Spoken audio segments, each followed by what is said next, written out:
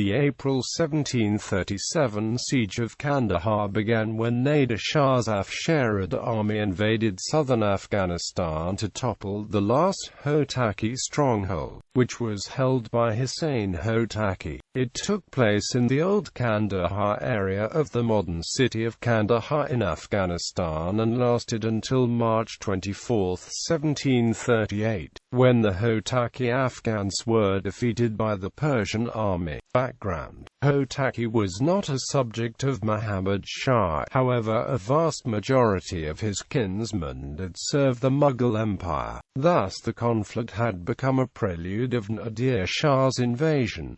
The siege. Much of the duration of the siege saw little fighting as Nader's forces' lack of heavy artillery forced them to settle into a blockade of the fortified town. As the Persians became more impatient, they made several attempts to take the city by storm, but the Afghans defiantly repulsed these attempts. Bakhtiari Assault. In anticipation of the siege, the Afghans had stockpiled large amounts of provisions in the fortified town, and although starvation had begun to take hold by the end of 1737, Nader realized that it would take a long time for the Afghans to exhaust the last of the provisions. He was unsure of his position in Persia, although he had deposed Hamasp II. The deposed ex-king was still alive, and Nader did not want to remain bogged down in the siege. On March 23,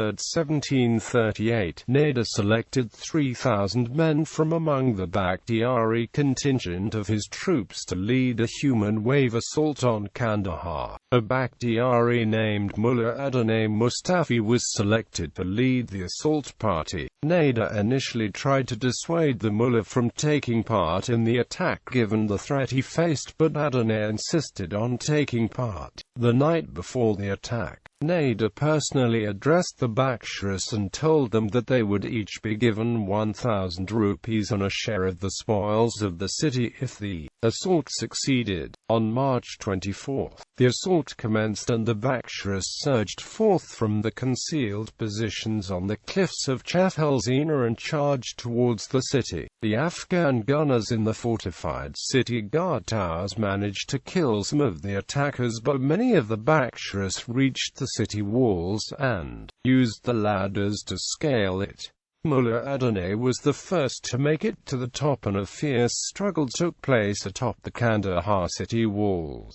Gradually, the Bakhtiaris managed to take control of the walls and proceeded to take the inner fortifications of the city. The attackers then raised guns atop the walls and used them to bombard the city. The Afghans made several attempts to retake the city's fortifications, but they were beaten back by heavy fire from the Bakhtiari Jazairchis. Realizing the hopelessness of the struggle, Hussain Hotaki and a few Afghans retreated into the Kandahar citadel, leaving the rest of the inhabitants of the city to be killed or captured. The Persians then proceeded to commandeer the cannons installed on the city's walls and used these cannons to bombard the citadel. Finally, the next day, on March 25, 1738, Hussain Hotaki and the rest of his retinue, which had taken shelter in the citadel, surrendered. Aftermath. Nader Shah generously rewarded the Bakhtiaris and personally rewarded Adonai Mustafi with a bag full of gold. Hussain Hotaki was treated leniently and was exiled to Mazandaran along with the rest of the Hotaki royal family. It is presumed that he and his family were later killed during the Zand massacres of Afghans in what is now northern Iran. On the other hand, Nader was suspicious of Hussein's main military commander, Muhammad Saidul Khan, and suspected him of being a troublemaker. Nader therefore ordered that he be blinded. The city of Kandahar was systematically destroyed by artillery fire, and the surviving inhabitants were transferred to a new city that the Afsharid forces had prepared and planned to build about 6 miles southeast of the ancient city.